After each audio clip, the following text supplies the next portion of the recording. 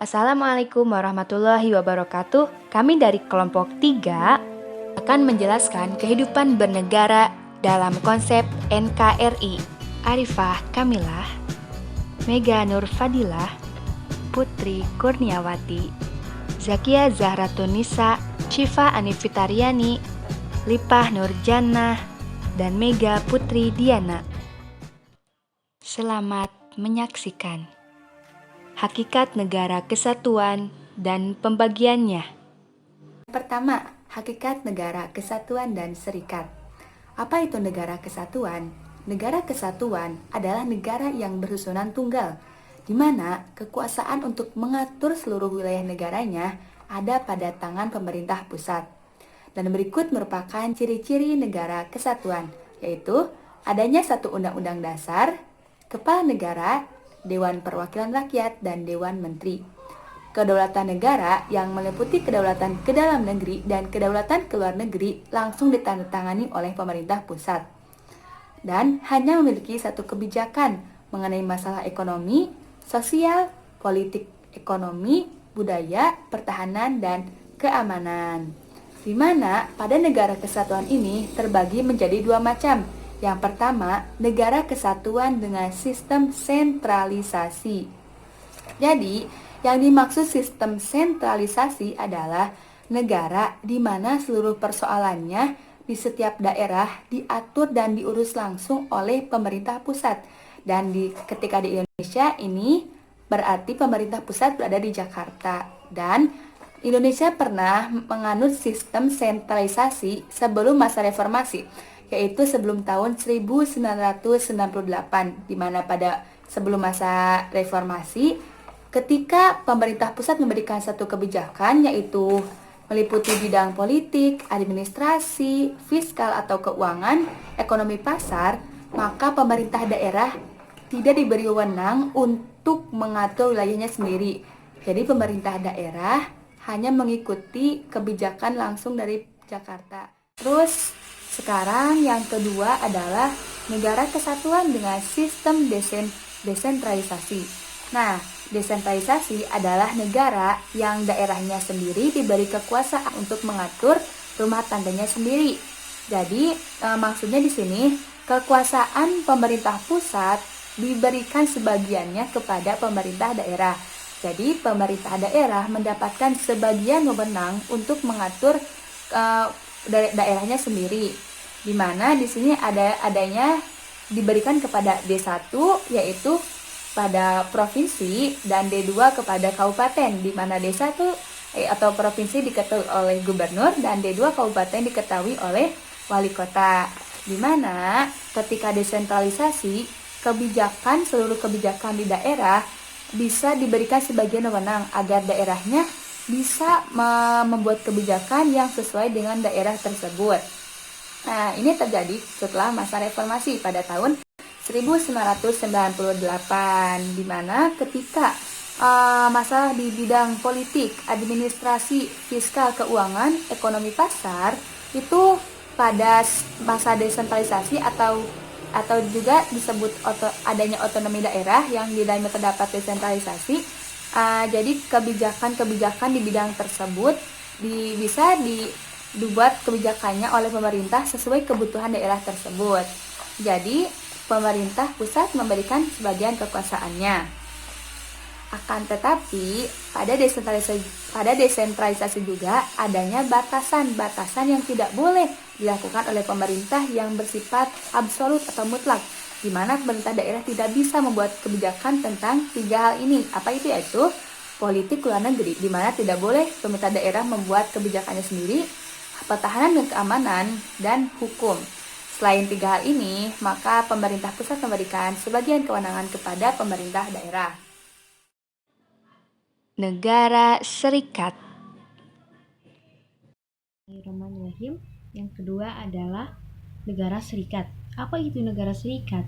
Bila yang tadi adalah bersusunan tunggal, maka negara serikat itu adalah adanya bersusunan zaman. Jadi, negara serikat itu adalah negara gabungan dari beberapa negara yang pada awalnya itu negara itu adalah negara yang merdeka.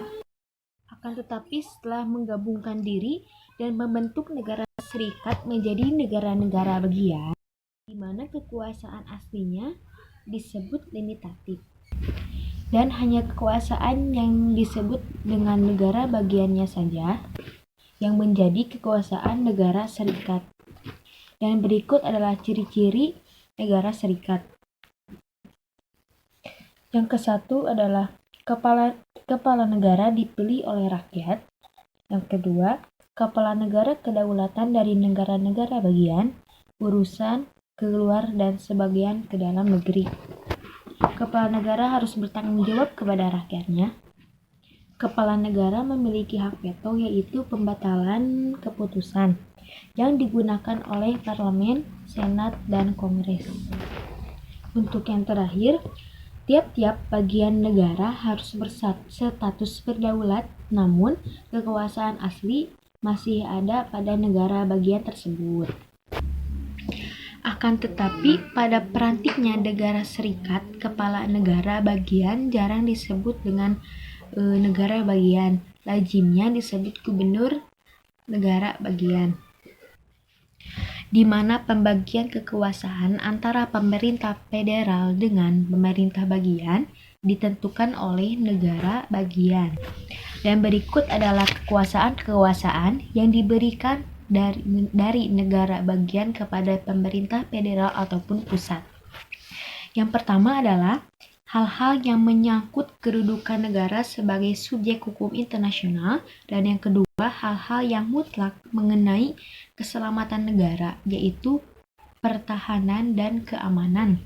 Dan untuk yang ketiga, hal-hal tentang konstitusi dan organisasi pemerintah federal, serta asas-asas pokok hukum maupun organisasi peradilan selama diperdana perlu oleh pemerintah pusat. Yang keempat adalah hal-hal tentang uang keuangan. Dan untuk yang terakhir, hal-hal tentang kepentingan bersama antar negara bagian, contohnya masalah pos, telekomunikasi, dan statistik. Mungkin sekian dari penjelasan saya. Wassalamualaikum warahmatullahi wabarakatuh. Kelebihan dan kekurangan negara kesatuan dan serikat.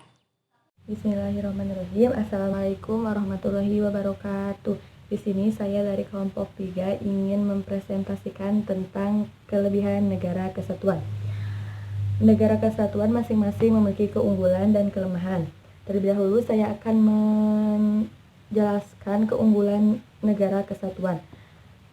Di sini banyak sekali keunggulan negara kesatuan. Yang ke-1, semua urusan dikendalikan pusat sehingga diharapkan bisa terjadi pemerataan di berbagai bidang di seluruh wilayah Indonesia. Jadi semua urusan itu dikendalikan oleh pusat sehingga diharapkan bisa terjadi pemerataan di berbagai bidangnya. Yang kedua, kualitas tokoh nasional lebih bermutu karena seleksinya dilakukan secara nasional. Yang ketiga, biaya demokrasi lebih murah. Yang keempat, kepemimpinan pusat dan daerah dalam satu komando sehingga koordinasi lebih mudah. Yang kelima, biaya kegiatan perekonomian lebih murah sehingga bisa meningkatkan daya saing bangsa. Jadi murah perekonomian di sini. Yang keenam, kesejahteraan rakyat diharapkan lebih merata karena daerah yang minus akan dibantu pemerintahan pusat. Yang ketujuh, korupsi lebih bisa dikendalikan karena daerah tidak bersifat otonom. Jadi semua korupsi itu bakal bisa dikendalikannya. Dan kedelapan, konflik masyarakat karena pemilihan pejabat bisa diminimalkan.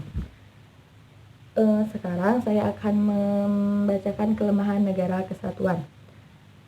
Meskipun ada banyak keunggulan negara kesatuan, pasti ada kelemahan.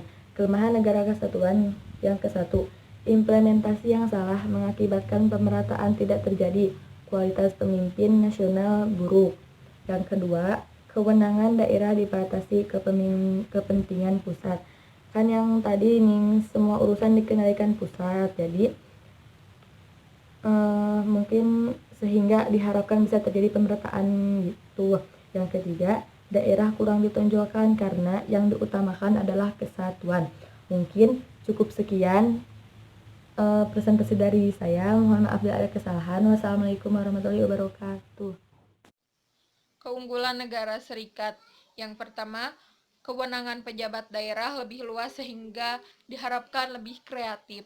Yang kedua, tokoh daerah di tingkat nasional merata berasal dari seluruh desa maupun sebenarnya yang ada yang tidak berkualitas. Yang ketiga, daerah yang memiliki potensi alam yang baik bisa menjadi lebih cepat dan berkembang.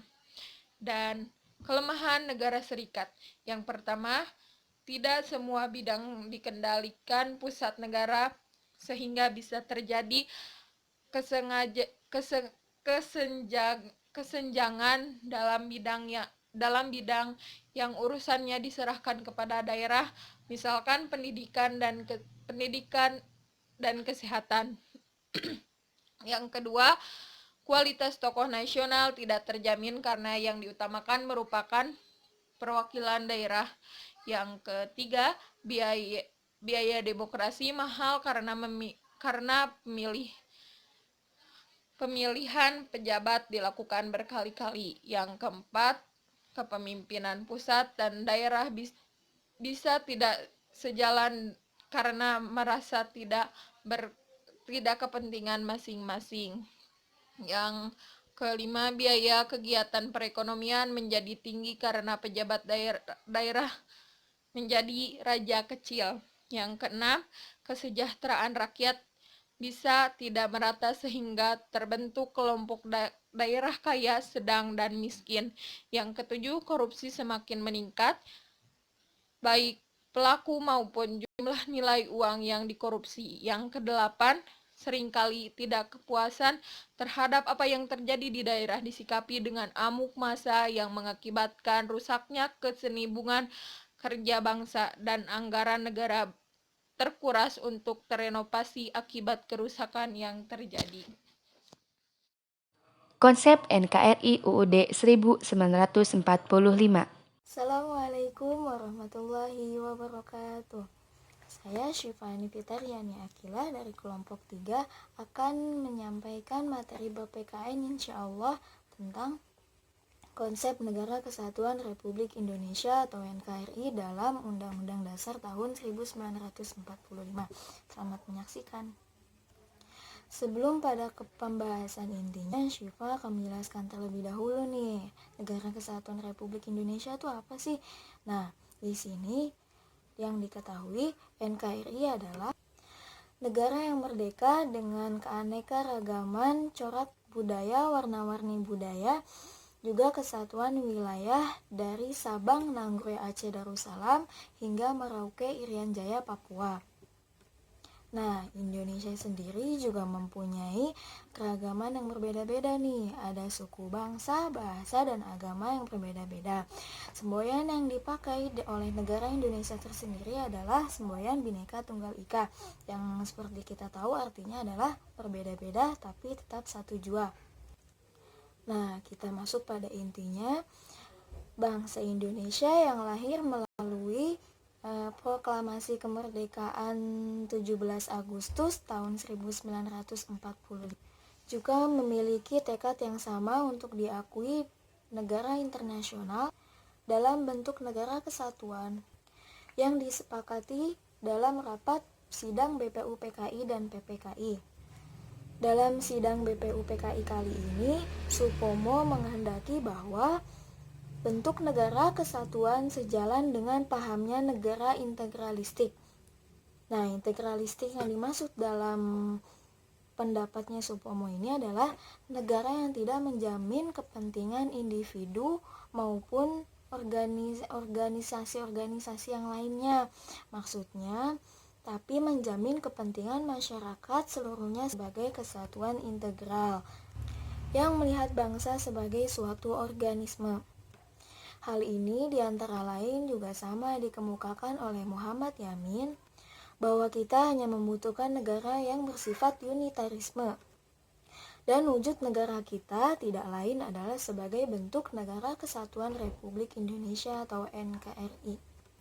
Nah, Syifa juga akan bahas nih bentuk negara kesatuan juga didasarkan pada 5 alasan berikut. Sebagai berikut. Yang pertama, unitarisme merupakan cita-cita gerakan kemerdekaan Indonesia. Yang kedua, negara tidak memberikan tempat hidup bagi provinsialisme. Yang ketiga, tenaga-tenaga terpelajar kebanyakan berada di Pulau Jawa, sehingga tidak ada tenaga di daerah untuk membentuk negara federal. Yang keempat, wilayah-wilayah di Indonesia tidak sama potensi dan kekayaannya. Dan yang terakhir, yang kelima, adalah dari sudut geopolitik, dunia internasional akan melihat Indonesia kuat apabila sebagai negara kesatuan. Nah, sesuai dengan Undang-Undang Dasar tahun 1945 pada alinea kedua, bahwa negara yang bersifat unitarisme merupakan atau tujuannya adalah untuk menyatukan suatu wilayah Nusantara agar menjadi negara yang besar dan kukuh dengan kekuasaan negara yang bersifat sentralistik.